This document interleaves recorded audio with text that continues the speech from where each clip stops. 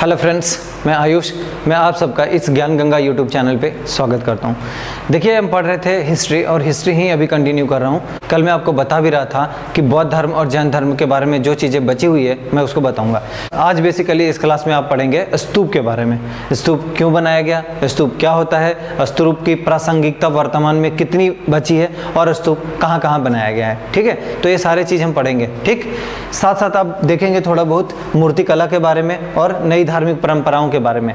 तो इस टॉपिक में बचा हुआ है वो है मंदिर निर्माण कला। तो थोड़ा बहुत मंदिर निर्माण कला भी इसी में मैं आपको बताता हुआ आगे बढ़ूंगा। तो चलिए शुरू करते हैं। तो देखिए, सबसे पहले देखेंगे स्तूप क्या है।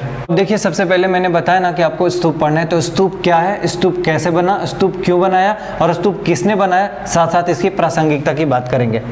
इतने सारे क्वेश्चन का जवाब देने के बाद स्तूप में कुछ बचता नहीं है। ठीक है, पूरा आपका स्तूप कंप्लीट हो जाएगा। और जनरली अगर मुझे 12th क्लास के लोग सुन रहे हैं तो स्तूप से क्वेश्चन हमेशा आता है। आपको स्तूप को समझना चाहिए डायग्राम के साथ, जैसा मैंने आपको सामने एक बनाया है। अब एक बात समझिए कि सबसे पहला जो क्वेश्चन है आपका स्तूप क्या है, तो उसका आंसर देता हूं। स्तूप अर्धगोले टीले की आकार की संरचना होती है। तो संरचना कैसे होता है, आपके सामने ये बना हुआ है स्तूप की संरचना। सबसे पहले मैं इसी चीज को समझा दूं क्योंकि इसका बार बार मैं शब्द यूज करूंगा। देखिए, इस टाइप का स्तूप होगा और वे हमेशा क्या होगा, इस भाग को क्या बोलेंगे आप, अंड, क्योंकि ये अंडाकार होगा। दूसरी बात बोलेंगे इसको तोरण द्वार। जो ये आपके सामने गेट दिख रहा है ना, ये होता है तोरण द्वार। ठीक है, ये मेन गेट बोलते हैं। तो तोरण द्वार जो होगा वो अलंकृत होता है। अलंकृत का मतलब होता है सजा हुआ। ठीक, अगली बात देखेंगे, ये चारों दिशाओं में बनाया गया होता है। जैसे एक्चुअली ये राउंड होगा पूरा इस तरह से, तो हर साइड में तोरण द्वार बना हुआ रहता है। नेक्स्ट देखिए, इसके चारों ओर जो बना होता है उसको बोलते हैं वेदिका, या बोल सकते हो परिक्रमा।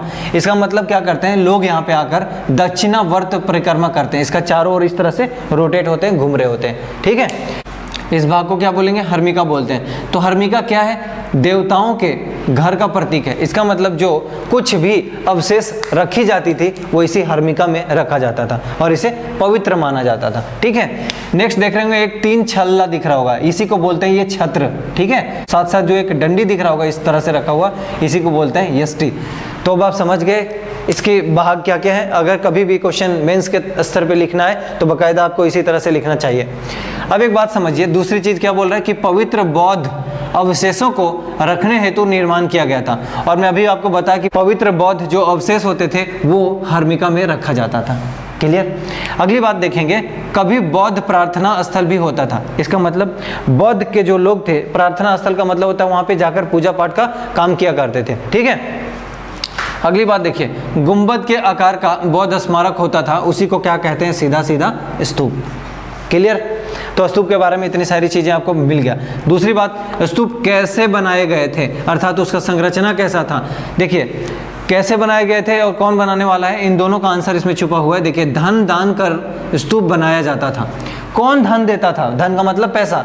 कौन फंडिंग करता था उस समय, उस समय के कुछ राजा लोग करते थे, कुछ शिल्पकार लोग करते थे और कुछ व्यापारिक श्रेणी अर्थात व्यापारिक वर्ग करते थे। आपको कुछ राजाओं के अगर नाम लियूं तो सबसे ज्यादा अगर देखेंगे तो सम्राट अशोक का नाम आता है सामने। ठीक है, इन्होंने सांची का स्तूप बनाया था। ठीक, तो सांची का स्तूप कहाँ है, मैं यहाँ पे फिलहाल एक लाइन में लिखता चलता हूँ, मध्य प्रदेश में, भोपाल के निकट। ठीक है, दूसरी बात, अशोक ने स्तूपों को अत्यधिक बनाया था, कई अलग अलग जगहों पे बनवाया था।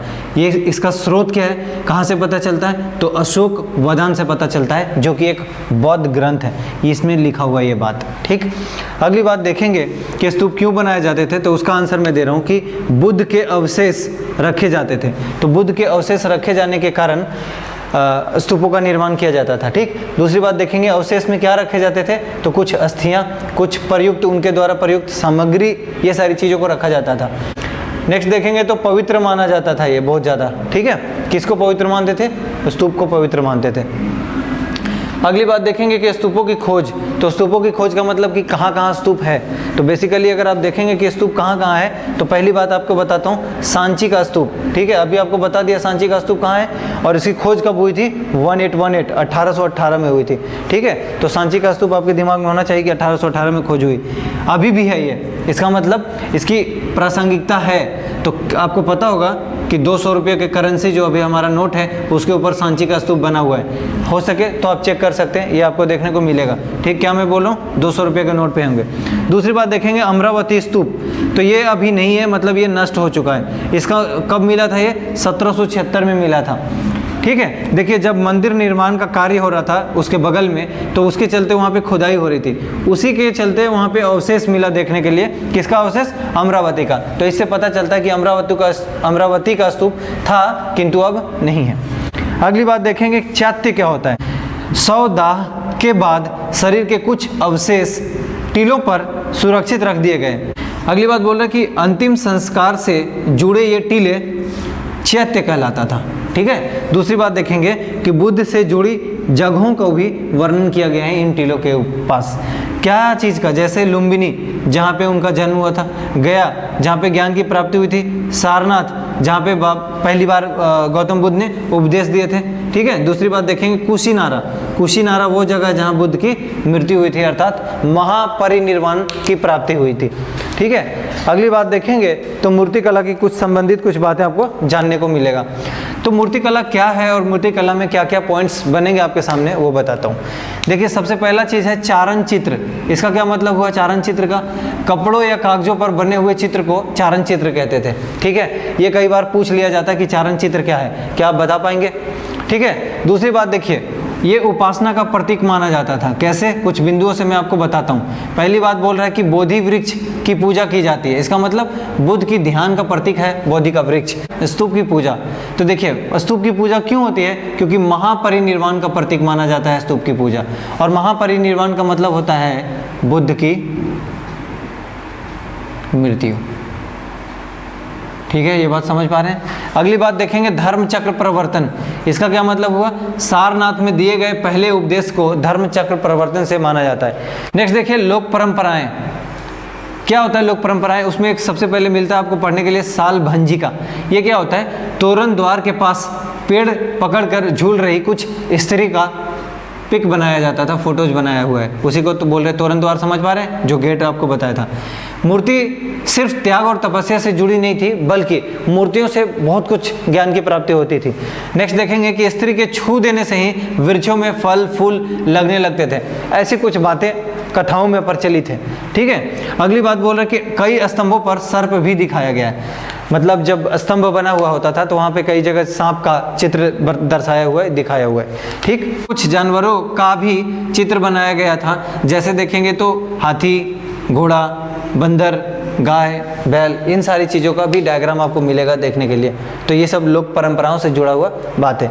अगली चीज़ देखेंगे नई धार्मिक परंपराएं। तो नई धार्मिक परंपराएं में क्या क्या स्टार्ट हुआ, सबसे पहले देखिए महायान। ठीक है, तो महायान बौद्ध मत का विकास हुआ। आपको बताता चलूँ हीनयान और महायान आया कहाँ से। जब चतुर्थ बौद्ध संगीतियाँ शुरू हुई थी, और मैं बताया था आपको कि कनिष्क के द्वारा चतुर्थ बौद्ध संगीतियाँ कुंडलवन अर्थात जम्मू कश्मीर के क्षेत्र में कराया गया था। उस समय देखेंगे कि वसुमित्र और अश्वघोष दो लोग, एक वसुमित्र अध्यक्ष होते हैं और वहीं अश्वघोष उपाध्यक्ष बनते हैं। और जो काम होता है वहाँ पे चतुर्थ बौद्ध संगीति में हीनयान और महायान का बंटवारा होता है। मतलब बौद्ध धर्म दो खंड में बढ़ जाता है, एक को कहेंगे हीनयान और दूसरे को कहेंगे महायान। तो मैं आपको लिए वो वही बताने के लिए एक अलग सा एक पॉइंट बना रहा हूँ। देखिए चौथी बौद्ध संगीति कनिष्क के द्वारा कराया गया था, कुंडलवन में हुआ था। वसुमित्र और अश्वघोष उपाध्यक्ष थे और वसुमित्र अध्यक्ष थे। यहीं पे हीनयान और महायान बौद्ध दो खंडों में विभाजित हो गया, एक को कहेंगे हीनयान, दूसरे को कहेंगे महायान। तो इसी चीज़ से ये संबंधित है, लेकिन ये बाकायदा बिना जाने अगर आप इसको पढ़ेंगे तो आपको दिक्कत होगा। अब आप समझिए महायान को क्या बोला जा रहा है कि बौद्ध मत का विकास किया, मतलब बौद्ध मत का अलग से एक विकास हुआ क्योंकि हीनयान से अलग हो रहा है। दूसरी बात देखिए, पहले बुद्ध को मनुष्य समझा जाता था, मानव समझा जाता था, किंतु महायान संप्रदाय इन्हें मुक्तिदाता अर्थात गॉड और भगवान का श्रेणी में ला दिया। तो जो महायान वाले हैं वो बुद्ध को भगवान समझने लग गए। ठीक, दूसरी बात बोला जाता है कि बाद में बुद्ध और बोधिसत्वों की पूजा करने लग गए। इसका मतलब धीरे धीरे मूर्ति पूजा को जो अस्वीकार करते थे वो स्वीकार करने लगे और वो संप्रदाय कहलाते हैं महायान। अगली बात, जो महायान को नहीं स्वीकार किए उसे हीनयान कहा गया। सिंपल सी बात है, दो ही जब बटा हुआ है, एक हीनयान और दूसरा महायान, तो ऑब्वियस सी बात है कि हीनयान जो महायान नहीं मानेगा वो हीनयान में चला जाएगा। दूसरी बात, पुरातन परंपरा के अनुयायी खुद को थेरीवाद कहते थे। आपको पहले भी बताया था थेरी गाथा से संबंधित चीज़ें। तो थेरी गाथा क्या है, मैं आपको बताता चलूँ कि थेरी वे महिलाएं जो बौद्ध संघों में रहती थी, उनके द्वारा जो रचित ग्रंथ था उसे थेरी गाथा कहते थे, और ये थेरीवाद है। तो थेरीवाद में सीधा बोला गया कि पुरातन परंपरा को जो मानने वाले थे वो अपने आप को थेरीवाद कहते थे। इसमें जो आप टॉपिक बचा हुआ है वह है थोड़ा बहुत मंदिर निर्माण का कला, वो मैं आपको अभी बता देता हूँ। सबसे पहले एक बात बताता चलूँ कि सर्वप्रथम गुप्त वंश के द्वारा मंदिर का निर्माण कराया गया था। ठीक है, पहले भी मैं आपको बताया था। दूसरी बात, देवी देवताओं की मूर्तियों को यहाँ पर मंदिरों में सजाया जाता था। जैसे ये मंदिर है तो ये जो गर्भगृह होता था ये चौकोर बनाया जाता था। ये मान लो एक मंदिर का चित्र है, तो इसलिए मैं आपको बता रहा हूँ, इसमें समझिए इस चीज़ को पूरी तरह से। ठीक, ये क्या होता था, तोरण। तोरण का मतलब हुआ गेट। जब आप गेट के अंदर जाओगे, हालांकि बाद में देखेंगे कि यहाँ भी प्रदक्षिणा पथ बना हुआ रहता है, लोग इस तरह से रोटेट हो रहे होते हैं, घूम रहे होते हैं मंदिरों के चारों ओर। तो तोरण से अंदर गए तो मिलेगा आपको गर्भगृह। यहाँ पे क्या होता था, मूर्तियाँ रखा जाता था। ठीक है, इसके बाद इसके चारों साइड से जगह रहता है, स्पेस रहता है, और इसका देखेंगे कि जो स्लाइडिंग होता है, जो सिरा बना हुआ होता था, उसको क्या बोलते थे, शिखर बोलते थे। जो इस तरह से टोपर टाइप का बना रहता है ना, इसको शिखर कहते थे। ठीक, तो ये शिखर हो गया, ये गर्भगृह हो गया, और ये तोरण हो गया। कभी भी आपसे मंदिर के बारे में बात करें तो इसी तरह से होता है। हालांकि मंदिर निर्माण के अलग अलग कलाओं के बारे में आप देखेंगे, जैसे ये नागर शैली में बना हुआ है, फिर आप बेसर शैली पढ़ेंगे और एक द्रविड़ शैली पढ़ेंगे। बेसिकली 3 शैलियों में मंदिरों का निर्माण हुआ है, जो अभी आपको नहीं पढ़ना है। तो फिलहाल आप इतना ही समझिए, एनसीईआरटी में इतना ही दिया हुआ है। नेक्स्ट देखेंगे कि निर्माण की परंपराएं अलग अलग चरणों में विकसित होती गई। इसका क्या मतलब हुआ, जब मंदिर का निर्माण का प्रक्रिया शुरू हुआ होगा तो लगातार समय के साथ साथ हर चीज़ बदलती चली गई। इसी वजह से मंदिरों का निर्माण भी अलग अलग तरीके से होने लग गया और विकसित होता चला गया। नेक्स्ट बोल रहे हैं कि कैलाशनाथ मंदिर, कैलाश नाम आपको पता होगा कि शिव के लिए है, भगवान शिव को अर्पित है। कैलाश मंदिर 8वीं सदी में बनाई गई थी, और ये पहाड़ों को काट काट करके बनाया गया था। ठीक, नेक्स्ट अगर आप देखेंगे, कुछ पौराणिक हिंदू धर्म का उदय हुआ था। जैसे एक बोला जाता है वैष्णव धर्म और दूसरा बोला जाता है शैव धर्म। शैव धर्म में बेसिकली शिव की पूजा होती है। ठीक है, भगवान शिव की पूजा होती है। वहीं अगर वैष्णव धर्म में देखेंगे तो विष्णु की पूजा होती है। आप बाद में देखेंगे कि एक नया सिस्टम चल के आएगा, एक नया चीज़ देखने को मिलेगा आपको, नयनार। ठीक है, नयनार संत कहलाएंगे जो, वो भी किसके होंगे, शिव के भक्ति ही करेंगे। ठीक है, इधर आप देखेंगे तो विष्णु के भक्ति के लिए आएगा अलवार। ठीक, तो अलवार किसका, विष्णु के लिए, नयनार किसके, शिव के लिए।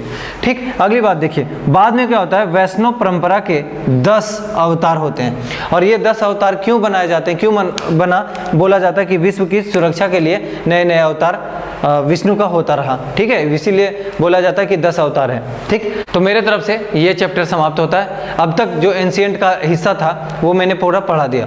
एनसीईआरटी क्लास 12th में 3 बुक हैं। पहले बुक में 4 चैप्टर दिए हुए थे, और ये 4 चैप्टर मैं आपको बता दिया। जो लोग भी नए हो चैनल पे, आप जाकर विजिट कीजिए, बहुत सारे सब्जेक्ट मैंने पढ़ा रखा है। और अगर आप डिस्क्रिप्शन बॉक्स चेक करेंगे तो उसमें प्लेलिस्ट का लिंक मिल जाएगा, और प्लेलिस्ट पे जाएंगे तो सारे वीडियोज़ क्रम से अरेंज किए हुए हैं, आप देख सकते हैं। और काफ़ी गुणवत्तापूर्ण वीडियोज़ देने की पूरी कोशिश होती है हमारी टीम की, और आपको ज़रूर अच्छा लगेगा। आप ज़रूर विजिट करें, 3-4 वीडियोज़ को देखें, आप कंफर्टेबल फील करेंगे, उसके बाद आपको अच्छा लगेगा। मैं उम्मीद करता हूँ कि आप लोगों से शेयर कर भी रहे होंगे, और अगर नहीं कर रहे हैं तो प्लीज़ दोस्तों को शेयर जरूर करें। इससे क्या होगा, अपने ज्ञान गंगा चैनल पे सदस्यों की संख्या बढ़ेगी, ज्ञान गंगा फैमिली की संख्या बढ़ेगी, और इतना उम्मीद मैं आपसे करता हूँ। धन्यवाद।